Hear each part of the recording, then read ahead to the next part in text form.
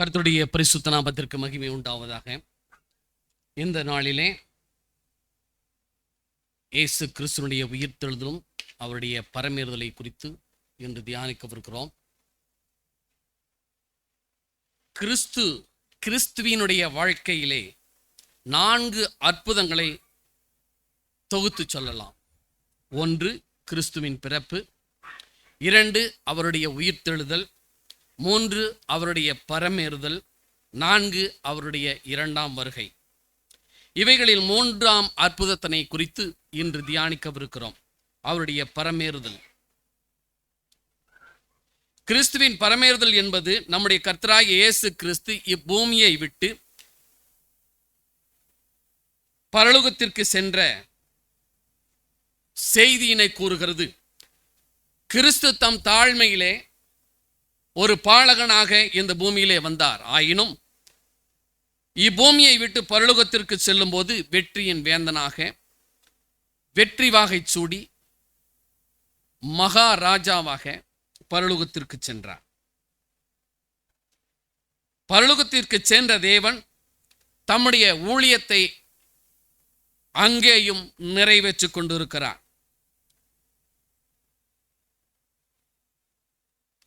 பிரதான ஆசாரியராகவும் நமக்காக பரிந்து பேசுகிறவராகவும்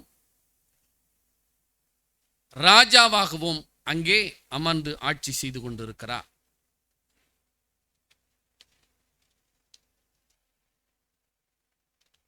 அவர்கள் நாம் வாசித்த பகுதியிலே அவர்கள் இதை பற்றி பேசிக்கொண்டிருக்கையில் எம்மாவூருக்கு செல்லும் போது கிளையோப்பா மற்றொரு சீசனும் எம்மாவூருக்கு செல்லும் போது கர்த்தராகிய இயேசு கிறிஸ்து அவர்களோடு நடந்து போகையிலே அவர்களோடு சம்பாசித்து கொண்டு போனார்.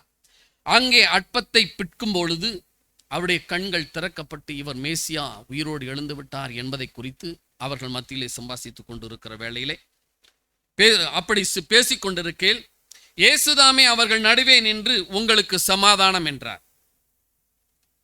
அவர் அவர்களிடம் நீங்கள் ஏன் கலங்குகிறீர்கள்? சமாதானம் என்று சொன்ன உடனே இவர்கள் ஒரு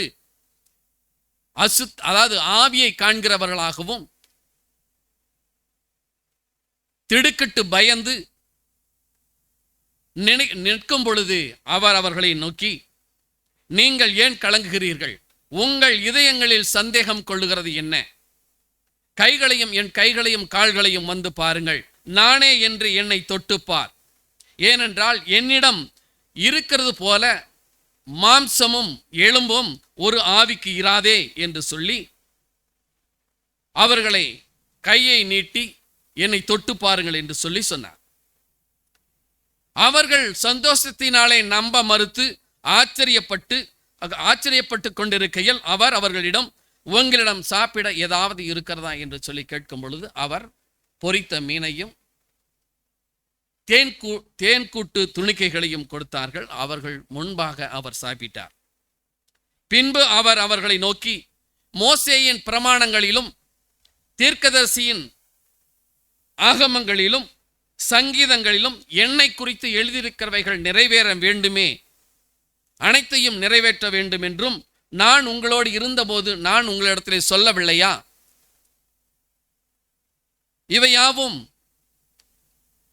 என்னுடைய வாழ்க்கையிலே இது நிறைவேற்ற வேண்டும் என்று தேவனாகிய கிறிஸ்து சொன்னார். 3ஆம் நாள், அதாவது மரித்து 3ஆம் நாளிலே நான் எழுந்திருக்க வேண்டும் என்று நான் உங்களோடு இருக்கையில் சொன்னதை நீங்கள் அறியவில்லையா என்று சொல்லி சொல்லுகிறார்.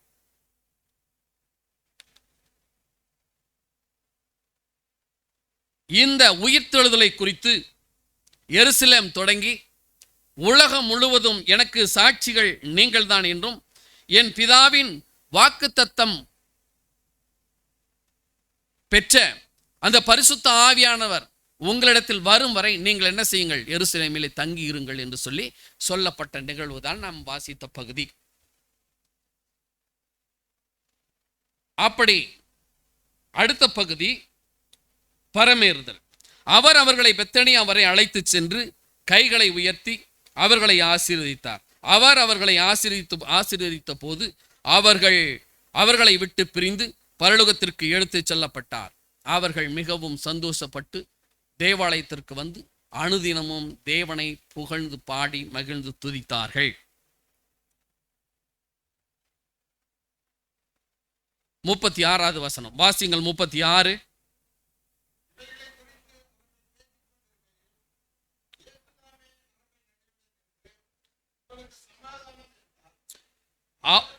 போ 36. அவர்கள் நடுவிலே, அதாவது சீசர்கள் மத்தியிலே வந்து நின்று உங்களுக்கு சமாதானம் என்றார். அவர்கள் நடுவில் நின்றபோது மிகவும் பயந்து, நீரே ஜீவனுள்ள தேவனாகிய மேசியா என்று சொன்ன பேதுருவும் கூட அங்கே கலங்கி நின்று, எம்மாவூருக்கு சென்ற சீசர்களும் அங்கே அவரை பார்த்து அவர் உயிரோடு எழுந்து விட்டார் என்கின்ற உண்மையை உணர்ந்த அந்த சீசர்களுக்கும் கூட அவர் உயிரோடு இருக்கிறார் என்பதை குறித்து அவர்களுக்கு நிச்சயமான ஒரு நம்பிக்கை, விசுவாசம் வரவில்லை. அவருடைய கண்கள் அவரை அறியாதபடி தடுக்கப்பட்டன, காண முடியவில்லை. அவர்களின் புரிதலில் இருந்து மறைக்கப்பட்டார். வசனம் 24:16 படிங்க.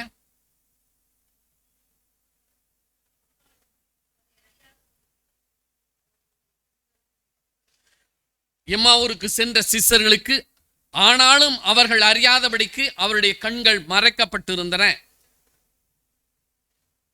இப்பொழுதும் கூட நம்முடைய மத்தியில இருக்கிற அனைவருக்கும் கூட இயேசு கிறிஸ்துவின் உயிர்த்தெழுதலை குறித்து நிறைய அனைவருக்கும்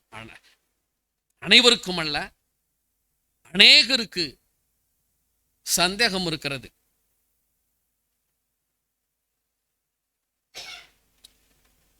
அதனால்தான் இயேசு கிறிஸ்து நம் அருகில் இல்லை என்கிற ஒரு அசட்டு தைரியத்திலே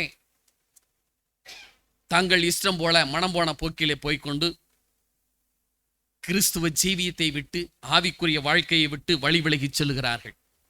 எருசலேமில் என்ன நடந்தது என்று தெரியாதவர்கள் போல எப்படி அந்த எம்மாவூர் சீசர்கள் இருந்தார்களோ அப்படி போல இன்றும் நம்முடைய மத்தியிலே இருக்கிறார்கள். லூக்கா எழுதின சுவிசேஷம் 24, 25, 26, 27 வாசிங்கள். அப்பொழுது அவர் அவர்களை நோக்கி, தீர்க்கதரிசிகள் சொன்ன யாவும் நிறைவேறத்தக்கதாக விசுவாசிக்கிறதற்கு புத்தி இல்லாத மந்த இருதயம் உள்ளவர்கள் கிறிஸ்து இவ்விதமாக பாடுபடவும் தமது மகிமையில் பிரவேசிக்கவும் வேண்டுமென்று வேண்டியதில்லையா என்று சொன்னார். மோசே முதலிய சகல தீர்க்கதரிசிகளின் எழுதின வேத வாக்கியங்கள் எல்லாவற்றிலும் தம்மை குறித்து சொல்லியவைகளை அவர்களுக்கு விவரித்து காண்பித்தார். இயேசு கிறிஸ்து வாழ்ந்த போது எல்லாவற்றையும் சொல்லிட்டார். கூட இருந்த சீசர்களுக்கும் தெரியல, நமக்கும் என்ன தெரியல, அதை வாசிக்கிற நமக்கும் புரியல. இங்கே இயேசு மீண்டும் தோன்றி வழக்கமான வாழ்த்துதலுடன் அவர்களிடத்திலே உங்களுக்கு சமாதானம் என்றார். 36, 37 வசனங்களிலே அவர் திடுக்கிட்டு பயந்து அவர் ஒரு ஆவியை கண்டதாக நினைத்தார்கள், தாங்கள் ஆவியை பார்த்ததாக நினைத்தார்கள். அவர் சொன்ன அறிக்கையை கூட, அவர்கள் கேட்ட அறிக்கையை கூட, அறிக்கை இருந்த போதிலும் கூட அவர்களால் என்ன செய்ய முடியவில்லை, நம்ப முடியவில்லை. அப்பொழுது சொல்கிறார், நீ ஏன் கலங்குகிறாய், நீ ஏன் சந்தேகப்படுகிறாய் என்று சொல்லி ஆண்டவராய் இயேசு கிறிஸ்து அங்கே சொல்கிறார். சந்தேகம் என்பது வேதத்தை குறித்துதான, வேதத்திலே சொல்லப்பட்டிருக்கிற சகலமும் சமூலமும் சத்தியமாய் இருக்கிறது, உண்மையாய் இருக்கிறது என்பதை நம்ப மறுக்கிற ஒருவனும் பரலோகத்திலே பிரவேசிக்க முடியாது. அவர்கள் இன்னும் மகிழ்ச்சியாய் அவரையே நம்ப மறுத்து ஆச்சரியப்பட்டு கொண்டிருந்த போது அவர்கள் மகிழ்ச்சி, அதாவது அவர்களை நோக்கி என்ன செய்யுங்கள், வந்து தொட்டு பாருங்கள், கண்டு விசுவாசிப்பவனை காட்டிலும் காணாமல் விசுவாசிப்பவனே பாக்கியவான் என்று ஆண்டவர் சொல்லுகிறார். நீ தொட்டு பார்த்து தான் என்னை விசுவாசிக்கணும் அப்படின்னு சொன்னா அது அவர்களை விட காணாமல் விசுவாசிக்கிற நாமே பாக்கியவான். அவர் அவர்களிடம் சாப்பிட ஏதாவது இருக்கிறதா என்று சொல்லி அங்கே அவர் சொல்லும் பொழுது, அதாவது அவர் உயிர்த்தெழுந்த அதே உருவத்திலே அவர் எழுந்திருக்கிறார் என்று அர்த்தம். எந்த உருவத்திலே? பழைய மாம்சத்திலே அவர் உயிரோடு எழுந்தார் என்பதற்கான அத்தாட்சி. மறுகாட்சி கொள்கை சொல்லுகிறது, சீசர்கள் எல்லாரும் அவர் உயிரோடு எழுந்திருப்பார் என்று சொன்னதை தங்களுடைய அதாவது சிந்தனையிலே சிந்தித்துக் கொண்டிருந்ததினாலே அவர்களுக்கு அப்பேற்பட்ட தோற்றம் தோன்றி இருக்கிறது என்று சொல்லுகிறார்கள். அப்படியல்ல, இங்கே அந்த உருவத்திலே தோன்றி அவர் ஆண்டவராகிய இயேசு கிறிஸ்து உணவை உட்கொண்டார் என்பதுதான் முக்கியம். 1 கொரிந்தியர்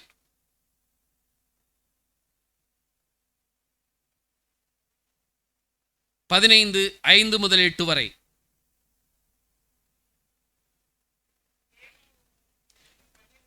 கேபாவுக்கும் பின்பு 12 தரிசனமானார். அதன் பின்பு 500 பேருக்கும் அதிகமான சகோதரருக்கு ஒரே சமயத்தில் ஒரே வேளையில் தரிசனமானார். அவர்களில் அநேகர் இந்நாள் வரைக்கும் இருக்கிறார்கள், சிலர் மாத்திரம் நித்திரை அடைந்தார்கள். பின்பு யாக்கோபுக்கும் அதன் பின்பு அப்போஸ்தலர் எல்லாருக்கும் தரிசனமானார். எல்லாருக்கும் பின்பு அகால பிறவி போன்று எனக்கும் தரிசனமானார் என்று அப்போஸ்தலனாகிய பவுல் இங்கே கூறுகிறார். ஆண்டவராய் இயேசு கிறிஸ்து உயிர் தெழுந்தது உறுதியானது என்பது நமக்கு தெளிவாகிறது. மற்ற செய்திகளில் இயேசு விண்ணேற்றத்திற்கு முன் தோன்றிய செய்திகளை, அதாவது மற்ற சுவிசேஷங்களில் மத்தேயு, மார்க்கு, யோவான் மற்ற சுவிசேஷங்களில் அவர் பரலோகத்திற்கு ஏறி செல்லும் முன் கலிலேயாவிற்கு எருசலேமில் சீசர்களை சந்தித்த பல சந்தர்ப்பங்கள் உண்டு. ஒரு சமயம் அவர்கள் ஒன்று கூடி யூதர்களுக்கு பயந்து கதவை பூட்டி உள்ளே இருக்கும் பொழுது திடீரென்று இயேசு அவர்கள் நடுவில் தோன்றினார். யோவான் எழுதின சுவிசேஷம் 20 முதல் 23 வரை உள்ள வசனங்களிலே இந்த நிகழ்ச்சி சொல்லப்பட்டிருக்கிறது. வாசித்து பாருங்கள். அவர் எப்படிப்பட்டவர் என்பதை பற்றி இந்த விளக்கத்தை நாம் என்ன செய்வது? அவர் அதே மாம்சத்தில் தோன்றிய, அதாவது உயிரோடு எழுந்தார். அது எப்பேற்பட்ட மாம்சம்? பூட்டிய அறைக்குள் பிரவேசிக்கக்கூடிய மகிமையின் சரீரம். பூட்டிய அறைக்குள் பிரவேசிக்கக்கூடிய மகிமின் சரீரத்தோடு அவர் எழுந்திருந்தார்.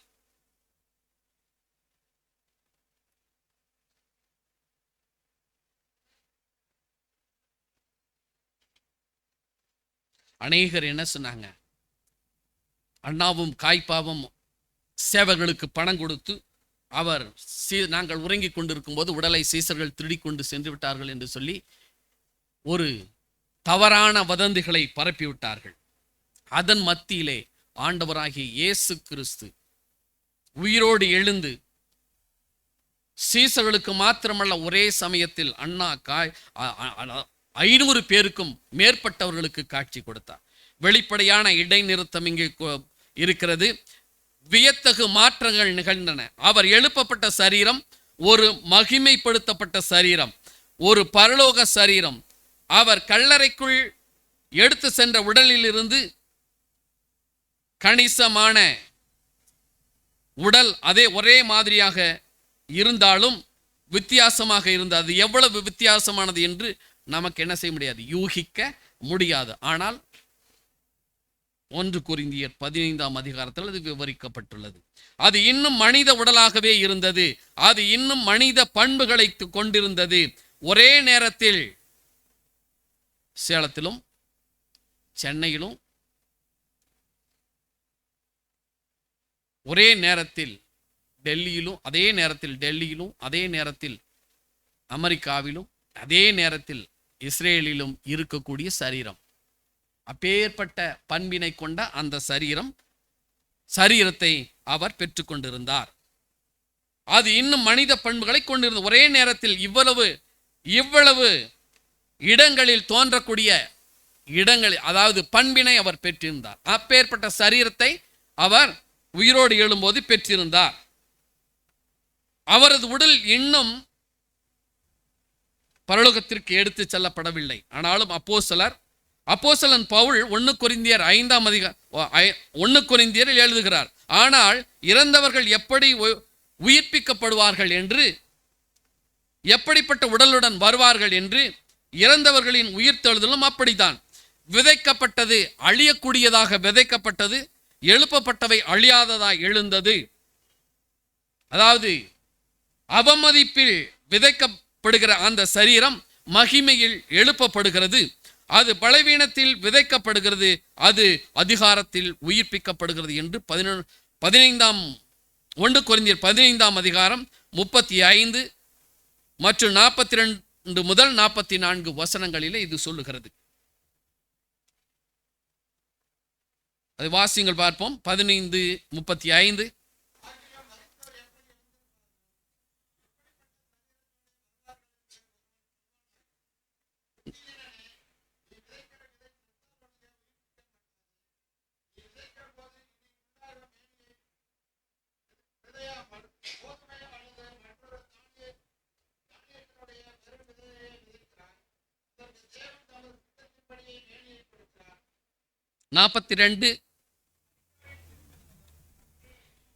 மரித்தோனுடைய உயிர்த்தெழுதலும் அப்படியே இருக்கும். அழிவுள்ளதாய் விதைக்கப்படும், அழிவில்லாததாய் எழுந்திருக்கும். கனவீனம் உள்ளதாய் விதைக்கப்படும், மகிமை உள்ளதாய் எழுப்பப்படும். பலவீனம் உள்ளதாய் விதைக்கப்படும், பலமுள்ளதாய் எழுந்திருக்கும். ஜென்ம சரீரம் விதைக்கப்படும், ஆவிக்குரிய சரீரம் எழுந்திருக்கும். இப்பேற்பட்ட சரீரத்தை தான் ஆண்டவராகிய இயேசு கிறிஸ்து பெற்றிருந்தார். அவர் உயிரோடு எழுந்த போது, நாம் கல்லறைக்கு எடுத்து செல்லும் நமது அதாவது சாதாரண பூமிக்குரிய உடல்கள், உயிர்த்தெழுதலில் நாம் மகிமின் சரீரத்தை பெறுவோம் என்று சொல்லி இங்கே 1 கொரிந்தியரிலே நாம் வாசிக்கிறோம். பின்பு அவர் அவர்களை நோக்கி, மோசேயின் நியாய பிரமாணத்திலும் தீர்க்கதரிசிகளின் சங்கீதங்களிலும் தீர்க்கதரிசிகளின் ஆகமங்களிலும் சங்கீதங்களிலும் என்னை குறித்து எழுதப்பட்டவைகள் அனைத்தும் நிறைவேற வேண்டும். நான் உங்களோடு இருந்தபோது இவைகளெல்லாம் உங்களிடத்தில் சொன்னேன், அவை யாவும் உங்களுக்கு நினைவில்லையா என்று சொல்லி அவரிடத்திலே, சீசரிடத்திலே கேட்கிறார். 3ஆம் நாளில் மரித்தோரிலிருந்து எழுந்திருக்க வேண்டும் என்று, அவர் 3ஆம் நாளிலே உயிரோடு எழுந்திருக்க வேண்டும் என்றும், பாவ மன்னிப்புக்காக மனம் திரும்புதலை அவருடைய நாமத்தினாலே உலகமெங்கும் அறிவிக்கப்பட வேண்டும் என்றும் எழுதியிருக்கிறது என்று ஆண்டவராகிய இயேசு கிறிஸ்து சொல்லியிருக்கிறார். எருசலேம் தொடங்கி சகல நாடுகளிலும் ஆண்டவராகிய இயேசு கிறிஸ்துவை பற்றி நீங்கள் பிரசங்கம் பண்ண வேண்டும் என்று அப்போஸ்தலர் 1 அதிகாரம் 8 வசனத்தை வாசியுங்கள்.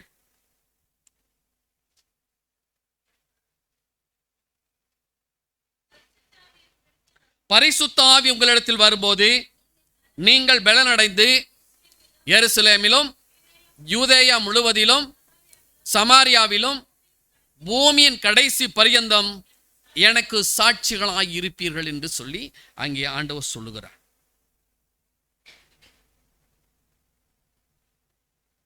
என்னுடைய உயிர்த்தெழுதலை நீங்கள் எருசலேமிலும் யூதேயாவிலும் சமாரியாவிலும் பூமியின் கடைசி பரியந்தம் எனக்கு சாட்சிகளாக சொல்ல வேண்டும் என்று சொல்லி அங்கே ஆண்டவராய் இயேசு கிறிஸ்து அவர்களுக்கு கட்டளையிடுகிறார்.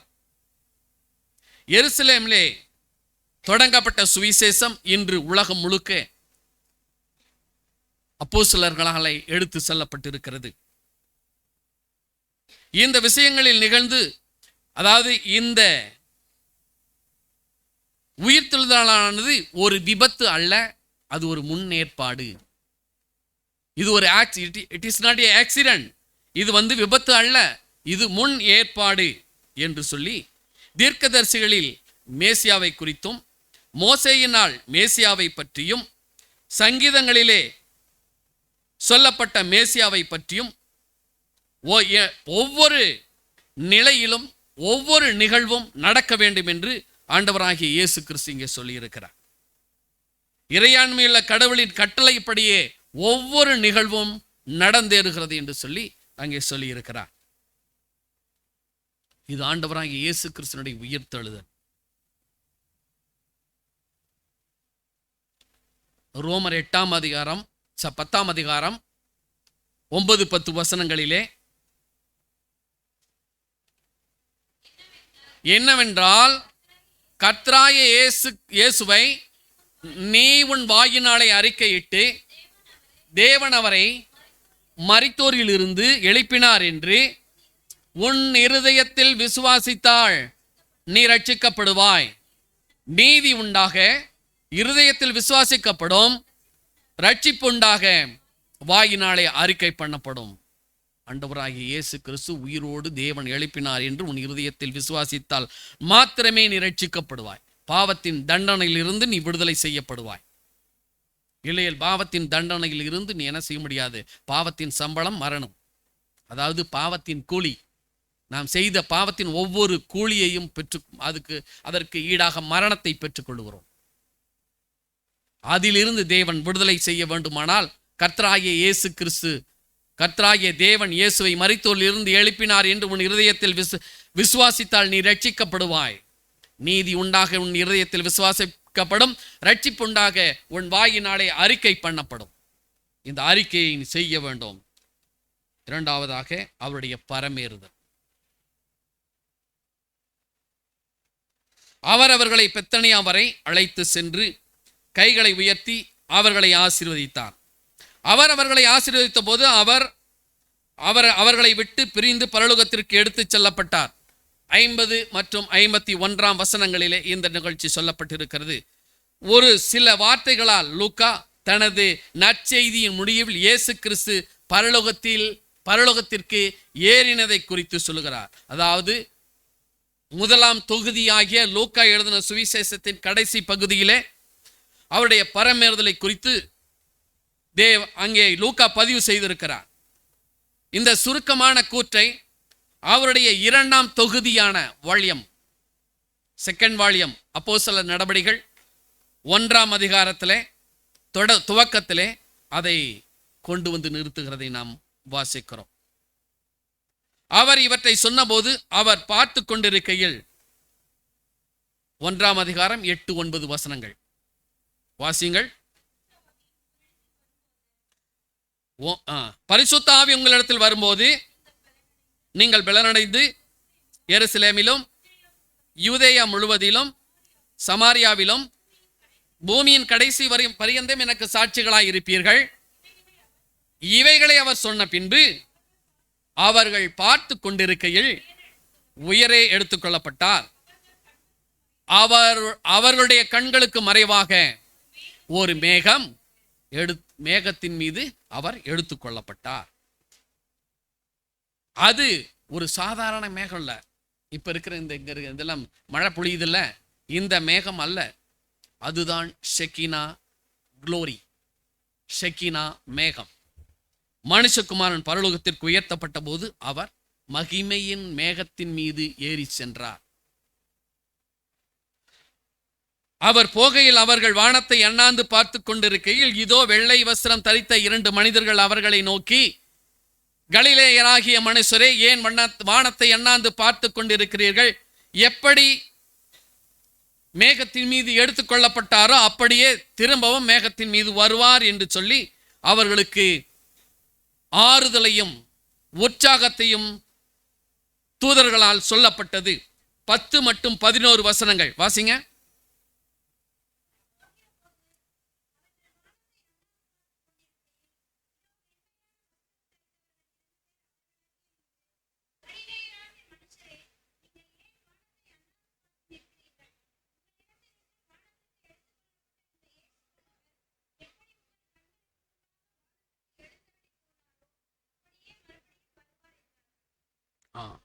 இங்கே அவருடைய பரமேறுதல் ஓர் மகிமையுள்ள மேகத்தினால் எடுத்துக்கொள்ளப்பட்டது என்று சொல்லி அப்போஸ்தலர் நடபடிகளிலே சொல்லப்பட்டிருக்கிறது.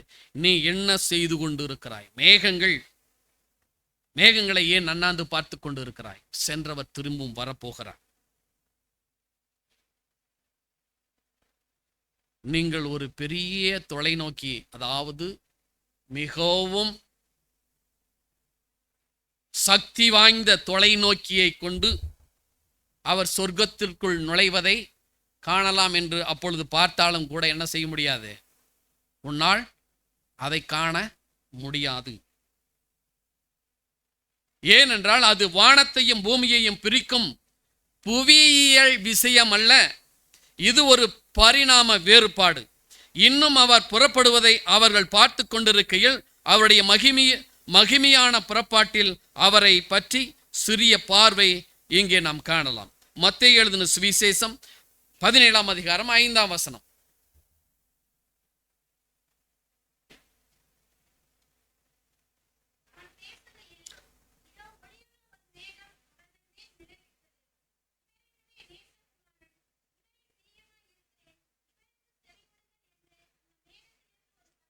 மறுரூபமலையிலே எத்தனை சீசர்கள் போனாங்க? 3 சீசர்கள் அவரோடு சென்று கொண்டிருக்கையிலே அவர்கள் பார்த்து பேதுரு, யோவான், யாக்கோபு மூவரும் அங்கே நிற்கும் பொழுது ஒரு ஒளியுள்ள மேகம், அந்த மேகத்தில் இருந்து ஒரு சத்தம், இவர் என் நேசகுமாரன், இவரில் நான் பிரியமாய் இருக்கிறேன், இவருக்கு செவி கொடுங்கள் என்று என்கிற சத்தத்தை கேட்டார்கள். இந்த மகிமையின் மேகம், இந்த மகிமையின் மேகத்தினாலே எடுத்துக்கொள்ளப்பட்டார். மத்தேயு எழுதின சுவிசேஷம் 24:30. அப்பொழுது மனுஷகுமாரனுடைய அடையாளம் வானத்தில் காணப்படும். அப்பொழுது மனுஷகுமாரன் வல்லமையோடு மிகுந்த மகிமையோடும் வானத்தில் காணப்படும் மேகங்கள் மேல் வருகிறதை பூமியில் உள்ள கோத்திரங்கள் கண்டு புலம்புவார்கள். 26ஆம் அதிகாரம் 64ஆம் வசனம். அதற்கு இயேசு, நீர் சொன்னபடிதான், அன்றியும் மனுஷகுமாரன் சர்வ வல்லவருடைய வலது வாரிசத்தில் வீற்றிருப்பதையும் வானத்தின் மேகங்கள் மேல் வருவதையும் இது முதல் காண்பீர்கள் என்று உங்களுக்கு சொல்லுகிறேன். வெளிப்படுத்தின விசேஷம் 14ஆம் அதிகாரம் 14, 15, 16 வசனங்களிலே, பின்பு நான் பார்த்த பொழுது, இது பரலோகத்திலே யோவான், அப்போஸ்தலனாகிய யோவான் மத்திய வானம் வரை எடுத்துக்கொள்ளப்பட்ட பொழுது அவர் கண்ட காட்சியை இங்கே எழுதுகிறார். பின்பு நான் பார்த்த பொழுது இதோ வெண்மையுள்ள மேகத்தையும் அந்த மேகத்தின் மேல் மனுஷகுமாரனுக்கு ஒப்பானவராய் தமது சிரசின் மேல் பொற்கிரீடத்தையும் தமது கையிலே கருக்குள்ள அறிவாளையும் உடைய ஒருவர் உட்கார்ந்திருக்கிறதையும் கண்டேன். அப்பொழுது வேறொரு தூதன் தேவாலயத்திலிருந்து புறப்பட்டு மேகத்தின் மேல் உட்கார்ந்திருக்கிறவரை நோக்கி, பூமியின் பயிர் முதிர்ந்தது, அறுக்கிறதற்கு காலம் வந்தது, ஆகையால் உம்முடைய அறிவாளை நீட்டி அறுத்துவிடும் என்று மிகுந்த சத்தமிட்டு சொன்னான். அப்பொழுது மேகத்தின் மேல் உட்கார்ந்தவர் தமது அறிவாளை பூமியின் மேல் நீட்டினார். பூமியின் விளைவு அறுப்புண்டது. கடைசியிலே இயேசு கிறிஸ்துவினுடைய 2ஆம் வருகையிலே நிகழக்கூடிய நிகழ்ச்சியை இங்கே எழுதுகிறார்.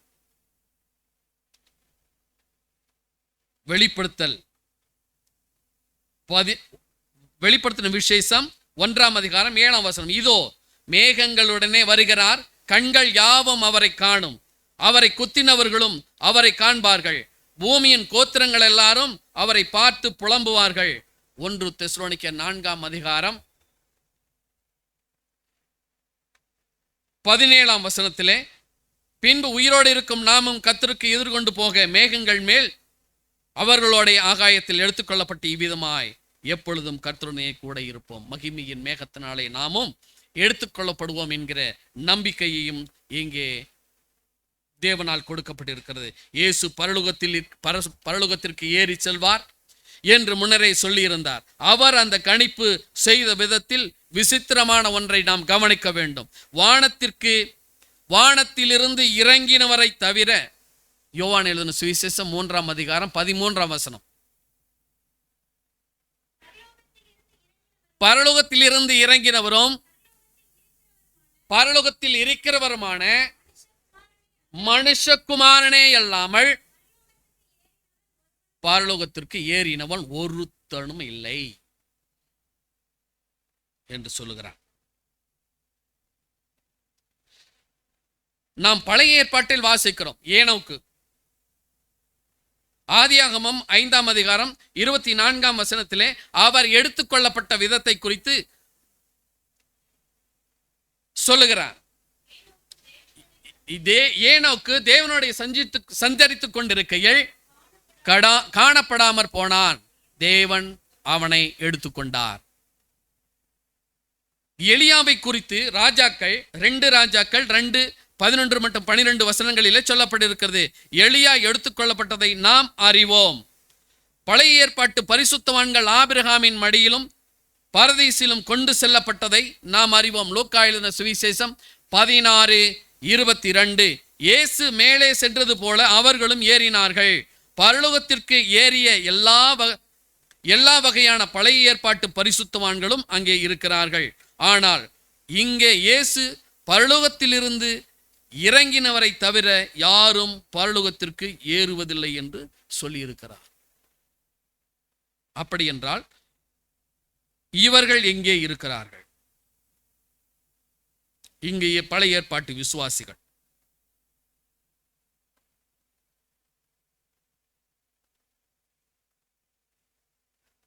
ஆபிரகாமின் மடியிலும் பரதீசிலும் அவர்கள் அங்கே இருக்கிறார்கள். அவர் பரமேறுதல் என்ற வார்த்தையை சாதாரண வட்டார வழக்கில் அவர் என்ன செய்யவில்லை, சொல்லவில்லை. யாத்ரீகர்கள் எருசலேமுக்கு, அதாவது சமதளத்தில் இருந்து மலைக்கு ஏறி எருசலேம் தேவாலயத்திற்கு செல்வார்கள். அவதையும் ஏறுகிறதாக தான் சொல்லுவார்கள்.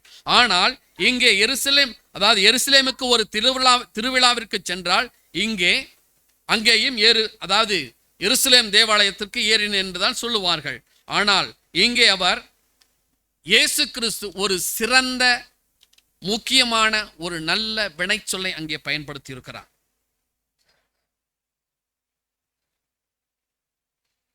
தொழில்நுட்ப அர்த்தத்தில் பயன்படுத்தினார். இது தனித்துவமானது. அவர் இந்த வழியில் இந்த முறையிலும் நான் மட்டுமே பரலோகத்தில் ஏறுகிறேன் என்றார். முதலில் பரலோகத்தில் இருந்து இறங்கினவர் மாத்திரமே பரலோகத்திற்கு ஏற முடியும் என்று சொல்லுகிறார். அவர் பரலோகத்திலிருந்து வந்தார் என்று சொல்லப்பட்டிருக்கிறது. எபேசியர் 4ஆம் அதிகாரம் 9-10 வசனங்கள்.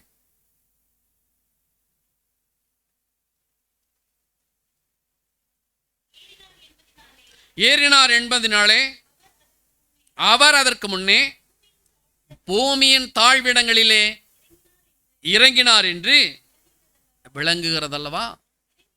இறங்கினவரே எல்லாவற்றையும் நிரப்பத்தக்கதாக எல்லா வானங்களுக்கும் மேலாக உன்னதத்திற்கு ஏறினவருமாயிருக்கிறார். அவர் மனத்தாழ்மையோடு மனுஷ அவதாரமாக பூமியிலே மனிதனாக பிறந்தார். தொழுவத்திலே கிடத்தப்பட்டு துணியால் சுற்றப்பட்டு குழந்தையாக அவர் பிறந்தார். அது எப்படி தொடங்கியது? அவதாரத்துடன். இயேசு பூமியில் தங்கினதின் உச்சக்கட்டம் இது. இப்போது இறங்கினவர் மேலே சென்றபோது புத்தகத்தின் முடிவில் இங்கே பதிவு செய்யப்படுகிறது, அது உன்னதத்திற்கு ஏறினார் என்று.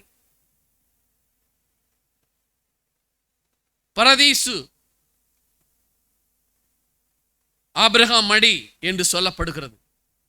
அது அல்ல, அதற்கு மேலாக உன்னதத்திற்கு ஏறினார் என்று சொல்லப்படுகிறது. ஏற்றம் என்றால் என்ன? மேலே, அதாவது பரமேறுதல் என்றால் என்ன? நாம் புரிந்து கொள்ள வேண்டிய 2 முக்கிய குறிப்புகள் உள்ளன. முதலாவதாக, இயேசு மேலே செல்வதில் இல்லை, சென்றார், அதாவது செல்வதில் அல்ல. என்னது? பரமேறி சென்றதில் அல்ல என்பது குறிப்பிடத்தக்கது. அவர் எங்கு செல்கிறார்? ஏன் செல்கிறார்? அவர் எங்கு சென்றார்? ஏன் சென்றார்? எதற்கு சென்றார்? என்பது பற்றியது. அவர் பரமேறி சென்றார் என்பதில் அல்ல, அவர் எங்கு சென்றார், உன்னதத்திற்கு சென்றார், ஏன் சென்றார், எதற்கு சென்றார் என்பதில் அடங்கியிருக்கிறது அவர் பரமேறுதல். யோவான் 14:19.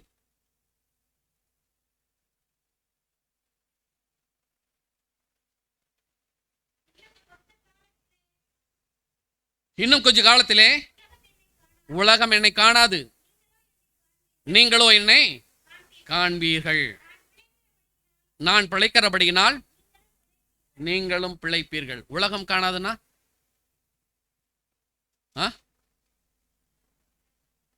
நாம தான் உலகத்தில் இருக்கிறோம்.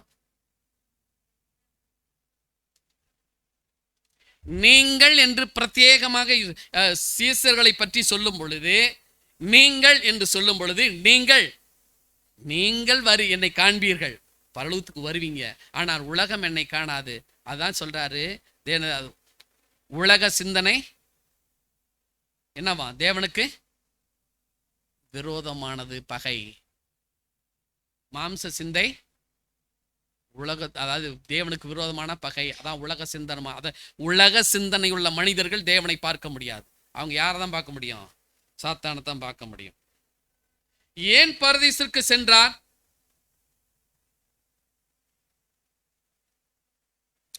என்று நாம் இங்கே சிந்திக்க வேண்டியது முக்கியமானது.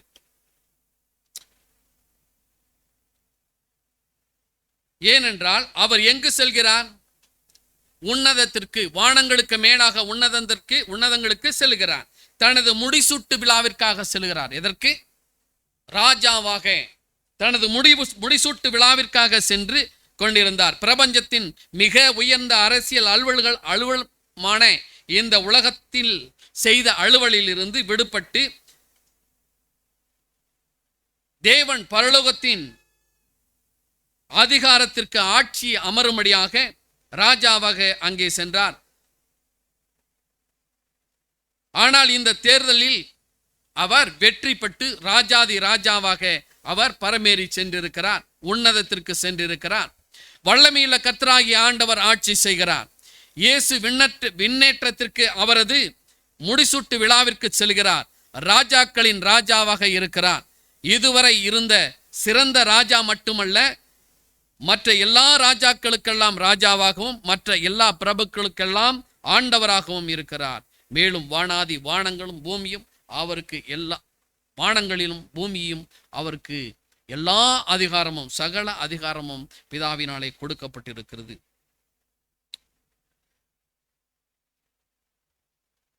எபிரேயர்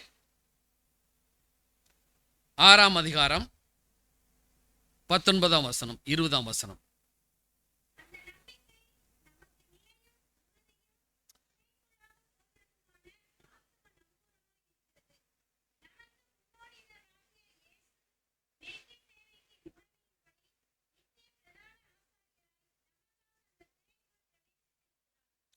இரண்டாவதாக அவர் மெல்கிசதேக்கின் முறைமையின்படி பிரதான ஆசாரியராக அவர் அங்கே சென்றிருக்கிறார். என்றென்றும் நம்முடைய மகா பிரதான ஆசாரியராக நிறுவப்படுவதற்கு அவர் சென்றார். பழைய உடன்படிக்கை பலியிடும் முறையானது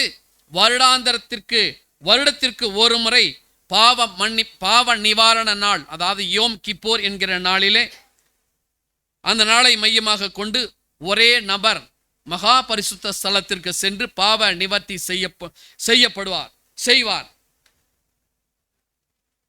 அதுவே பிரதான ஆசாரியருடைய வேலை. மேலும் அனைத்து வகையான சடங்கு சுத்திகரிப்பும் மேற்கொண்ட பின்னரே அவர் அந்த பிரதான பரிசுத்த ஸ்தலத்திற்கு செல்ல முடியும்.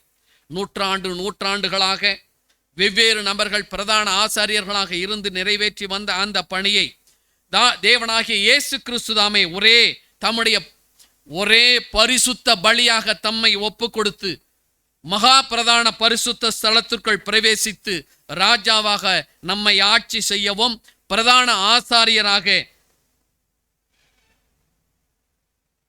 அங்கே இருக்கவும் நமக்காக எபிரேயர் 9ஆம் அதிகாரம் 10, 11, 12 வசனங்கள். 9, 11, 12 வசனங்கள்.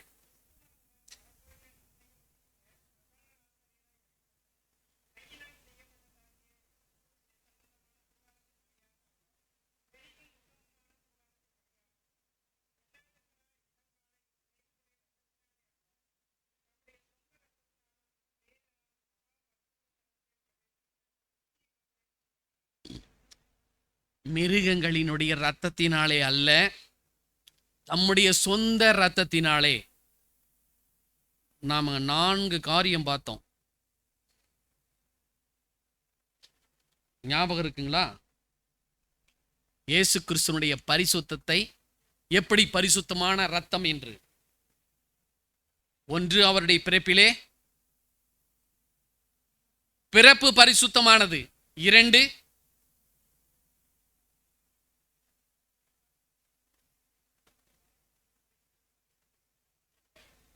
இன்னொருத்தர் யார் சொன்ன?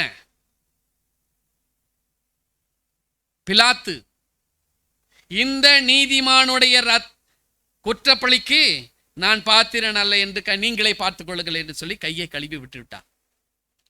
காட்டி கொடுத்த யூதாஸ், குற்றமில்லாத இரத்தத்தை காட்டி கொடுத்தேனே என்று சொன்னார். ஆண்டவராகிய இயேசு கிறிஸ்து தன்னை குறித்து சொன்ன மெய்யான சாட்சி, என்னில் குற்றம் உண்டென்று யார் சொல்லக்கூடும் என்று சொல்லி கேட்கிறார்.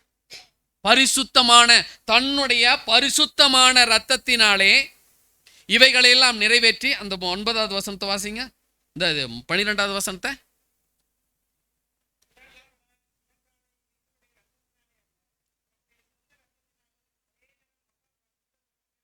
ஒரே தரம் மகா பரிசுத்த ஸ்தலத்திலே பிரவேசித்து நித்திய மீட்பை உண்டு பண்ணினார்.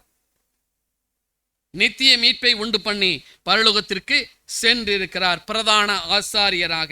அவரை வணங்கி மிகுந்த மகிழ்ச்சியுடன் எருசலேமுக்கு திரும்பினார்கள். தொடர்ந்து ஆலயத்திலே கடவுளை போற்றினார்கள். 52 மற்றும் 53, லூக்கா 24, 52, 53 வசனங்களிலே இதை நாம் வாசிக்கிறோம்.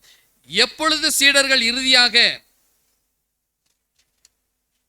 இந்த விஷயத்தை புரிந்து கொண்டார்கள், அவர்கள் எங்கு செல்கிறார் என்பதை உணர்ந்தவுடன் அவர்களின் கண்ணீர், கவலை என்றென்றும் மாறியது. ஏனென்றால் அவர் எங்கள் ராஜாவாக முடிசூட்டப்படும்படியாக பரலோகத்தில் உன்னதத்திற்கு ஏறி இருக்கிறார். எப்பொழுதும் என்றென்றும் பிதாவுக்கு முன்பாக பரிபூரண பலியை கொண்டு செல்வதற்காக அவர் பரமேறி இருக்கிறார். நம்முடைய பிரதான ஆசாரியர் நம்முடைய இருந்து புறப்பட்டு சென்றிருக்கிறார். 15, 16 வசனங்கள். எபிரேயர் 4, 15, 16 வசனங்கள். நம்முடைய பலவீனங்களை குறித்து பரிதபிக்க கூடாத பிரதான ஆசாரியர் நம்மிடத்தில், அதாவது நமக்கு இராமல் எல்லா விதத்திலும் நம்மை போல சோதிக்கப்பட்டு பாவமில்லாதவராயிருக்கிற பிரதான ஆசாரியரே நமக்கு இருக்கிறார். ஆதலால் நாம் இரக்கத்தை பெறவும் ஏற்ற சமயத்தில் சகாயம் செய்யும் கிருபையை அடையவும் தைரியமாய் கிருபாசன தண்டை சேரக் கடவோம். அன்று கிருபாசன தண்டையிலே வருஷம் ஒரு முறை பிரதான ஆசாரியன் மாத்திரமே செல்லக்கூடியதாய் இருந்த அந்த இடத்திற்கு தைரியமாய் கிருபாசன தண்டை யாவரும் அவருடைய நாமத்தின் மேல் விசுவாசம் உள்ளவர்களாய் அவரை ஏற்றுக்கொண்டவர்கள் அத்தனை பேர்களும் தேவனுடைய பிள்ளைகளாகும்படி அதிகாரம் கொடுத்தார். அந்த அதிகாரத்தை பெற்ற அனைவருமே அந்த கிருபாசன தண்டை நெருங்கும்படியான பாக்கியத்தை பெற்றிருக்கிறார்கள். யாவரும் இப்பொழுது பேதுருவிலே நாம் வாசிக்கிறபடி, நீங்களோ உங்களை அந்தகாரத்தில் நின்று ஆச்சரியமான ஒளியினத்திற்கு வரவழைத்தவருடைய புண்ணியங்களை அறிவிக்கும்படி தெரிந்து கொள்ளப்பட்ட சந்ததியாயும் ராஜரீகமான ஆசாரிய கூட்டமாயும் இருக்கிறீர்கள் என்று சொல்லி இருக்கிறார். ரோமர் 8ஆம் அதிகாரம் 34ஆம் வசனம். ஆக்கணைக்குள்ளாக தீர்க்கிறவன் யார்? கிறிஸ்துவே மரித்தவர், அவரே எழுந்தும் இருக்கிறவர், அவரே தேவனுடைய வலது பரிசத்தில் இருக்கிறவர், நமக்காக வேண்டுதல் செய்கிறவரும் அவரே. நமக்காக வேண்டுதல் செய்யும்படிக்கு, நம்முடைய பலவீனங்களிலே அவர் பிதாவின் சமூகத்திலே பரிந்து பேசும்படிக்கு அவர் சென்றிருக்க, பிரதான ஆசாரியராக சென்றிருக்கிறார். அவர்கள் மகிழ்ச்சி அடைந்ததில் ஆச்சரியமில்லை. ஏனென்றால் நம்மில் பெரும்பாலானோர் இன்னும் புரிந்து அறிந்து கொள்ளாததை அவர்கள் அறிந்து கொண்டார்கள். நம்மால் இன்னும் புரிந்து கொள்ளாததை அந்த சீஷர்கள் அறிந்து கொண்டார்கள். ஏனென்றால் அவர்கள் சீஷர்கள். சீஷர்கள்னா யாரு? அவருடைய வார்த்தைகளை கேட்டு அவருடைய சித்தத்தை செய்கிறவர்கள் சீஷர்கள். அப்படி இருந்தால் நிச்சயம் நாமும் அந்த சீஷர்களைப் போல ஆச்சரியப்படும். ஏனென்று சொன்னால், அவர் பரமேறி சென்றது என்னை ஆளும்படி ராஜாவாக முடிசூட்டப்படும்படியாகவும் பரலோகத்திலே சென்று பூரண பலியை நிறைவேற்றும்படியாகவும் அங்கே சென்றார். வெளிப்படுத்தின விசேஷம் 5ஆம் அதிகாரம் 6 முதல் 9 வசனங்களிலே, வெளிப்படுத்தல் 5:6, அப்பொழுது இதோ அடிக்கப்பட்ட வண்ணமாயிருக்கிற ஒரு ஆட்டுக்குட்டி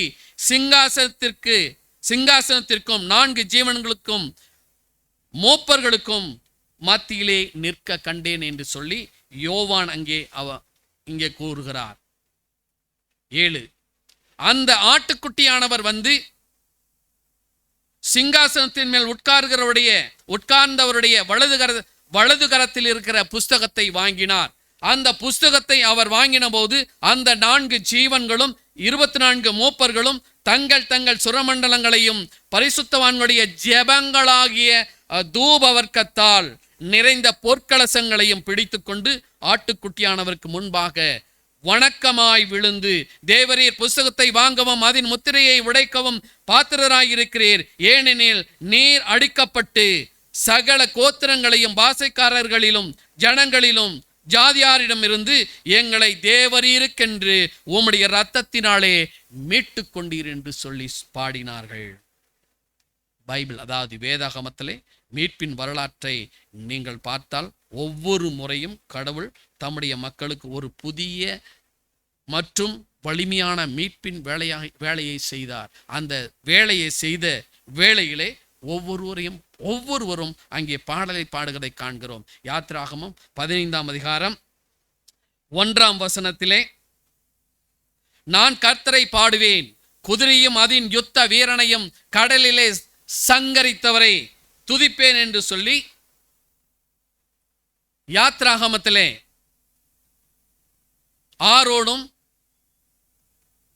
ஆரோனுடைய சகோதரியும் மற்றும் அங்கிருக்கிற இஸ்ரவேலர் எல்லாரும் பாடினார்கள். நியாயாதிபதிகள் 5:20, வானத்தில் இருந்து நட்சத்திரங்கள் போரிட்டன, சிசேராவுக்கு எதிராக போரிட்டன என்று தெபோராளின் பாடல் இங்கே கூறுகிறது. புதிய ஏற்பாட்டில் இயேசுவின் அவதாரம் மரியாளின் பாடல் மூலம் கொண்டாடப்படுகிறது. என் ஆத்துமா கர்த்தரை மகிமைப்படுத்துகிறது என்று சொல்லி லூக்கா 1ஆம் அதிகாரம் 46ஆம் வசனத்தில் சொல்லுகிறது. சிமியோன் அங்கே பாடுகிறார்.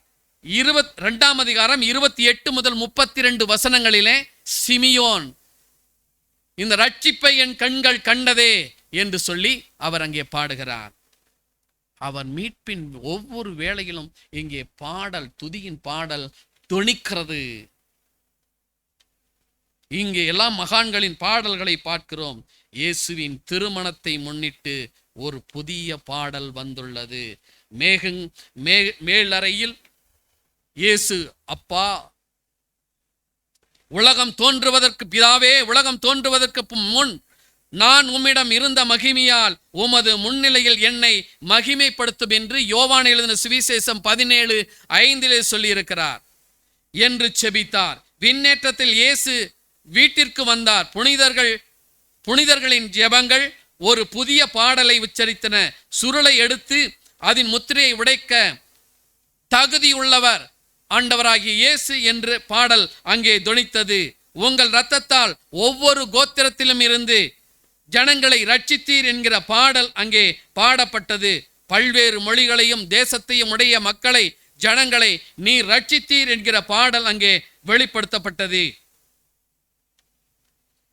எதற்காக பரமேறினார், ஏன் பரமேறினார் என்று பார்த்தோம். எதற்காக பரமேறினார்? வெளிப்படுத்தின விசேஷம் 5ஆம் அதிகாரம் 9 முதல் 10 வசனங்கள் வரை.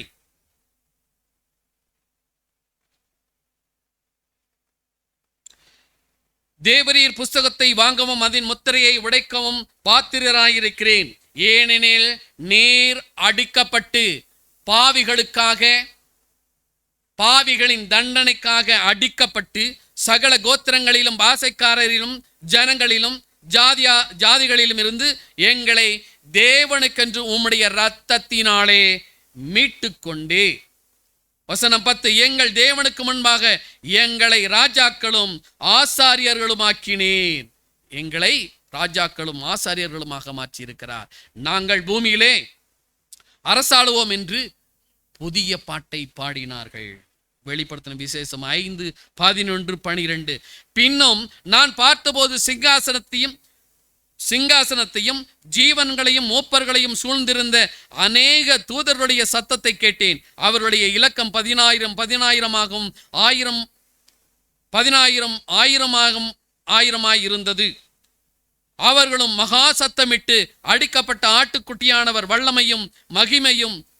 வல்லமையும் ஐஸ்வர்யத்தையும் ஞானத்தையும் பலத்தையும் கனத்தையும் மகிமையையும் ஸ்தோத்திரத்தையும் பெற்றுக்கொள்ள பாத்திரராய் இருக்கிறார் என்று பாடினார்கள்.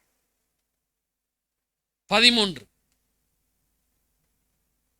அப்பொழுது வானத்திலும் பூமியிலும் பூமியின் கீழ் இருக்கிற சிருஷ்டிகள் யாவும் சமுத்திரத்தில் உள்ளவைகளும் அவற்றுள்ளடங்கிய வஸ்துக்கள் யாவும் சிங்காசனத்தின் மேல் வீற்றிருக்கிறவருடைய ஆட்டுக்குட்டியானவருக்கும் ஸ்தோத்திரமும் கனமும் மகிமையும் வல்லமையும் சதா காலங்களிலும் உண்டாவதாக என்று வெளிப்படுத்தின விசேஷம் 5:13 சொல்லியிருக்கிறார். லூக்கா பூமியிலிருந்து பரலோகத்தை நோக்கி பார்க்கும் பார்வையை நமக்கு தந்திருக்கிறார். அதற்கான வரவேற்பு குழுவின் பார்வையை யோவான் நமக்கு தருகிறார். அவர்கள் ஒரு புதிய பாடலை பாடி பரலோக இடத்திற்கு மனுஷகுமாரனின் வீடு திரும்புதல். இப்போது மீதி செய்தியை உங்களுக்கு அதாவது மீதியான செய்திகள் உங்களுக்கு தெரியும். அப்போஸ்தலர் நடபடிகள் 1ஆம் அதிகாரம் 10-11 வசனங்கள்.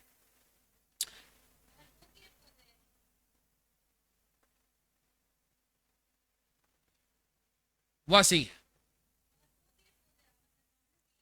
அவர்கள் போகிற போது வானத்தை அண்ணாந்து பார்த்து வெண்மையான வஸ்திரம் தரித்த 2 பேர் அவர்கள் அருகே நின்று, கலிலேயராகிய மனுஷரே, நீங்கள் ஏன் வானத்தை அண்ணாந்து பார்த்து நிற்கிறீர்கள்? உங்களிடத்திலிருந்து வானத்திற்கு எடுத்துக்கொள்ளப்பட்ட இந்த இயேசுவானவர் எப்படி உங்கள் கண்களுக்கு முன்பாக வானத்துக்கு எழுந்தருளி போனாரோ அப்படியே மறுபடியும் வருவார். இவைகளை சாட்சியாக அறிவித்தவர் மெய்யாகவே நான் சீக்கிரமாய் வருகிறேன் என்றார். ஆமேன். கர்த்தராகிய இயேசுவே வாரும். வெளிப்படுத்தின விசேஷம் 22:20 சொல்லி இருக்கிறது. இவைகளை சாட்சியாக அறிவிக்கிறவர் மெய்யாகவே நான் சீக்கிரமாய் வருகிறேன் என்றார். ஆமேன். கர்த்தராகிய இயேசுவே வாரும் என்று எத்தனை பேர், எத்தனை நபரால் நம்மால் சொல்ல முடியும்? இப்பொழுது வாரும், நான் ஆயத்தமாக இருக்கிறேன், நான் ரட்சிக்கப்பட்டிருக்கிறேன், பாவ மன்னிப்பை பெற்றிருக்கிறேன், ஆண்டவராகிய இயேசு கிறிஸ்துவின் உயிர்த்தெழுதலின் தாற்பயத்தையும் அதனுடைய மகிமையையும் நான் அறிந்திருக்கிறேன் என்று உங்களால் எத்தனை பேருக்கு சொல்ல முடியும்? அவர் எழுந்திருந்தார் என்று என்னால் உறுதிபட கூற முடியுமா? அவர் எதற்கு எழுந்தார்? எதற்கு பரமேறி சென்றார்? பரலோகத்திலே ராஜாவாகவும் நமக்காக வேண்டுதல் செய்யும்படியாகவும் நமக்காக ஒரு வீட்டை ஆயத்தம் பண்ணும்படியாகவும் பரலோகத்திற்கு சென்றிருக்கிறார். அந்த வீட்டிற்கு செல்ல நாம் ஆயத்தமா? நம்முடைய குடியிருப்போ பரலோகத்தில் இருக்கிறது. நாம் அவர் வர காத்திருக்கிறோம். அப்படி காத்திருக்கிறீர்களா?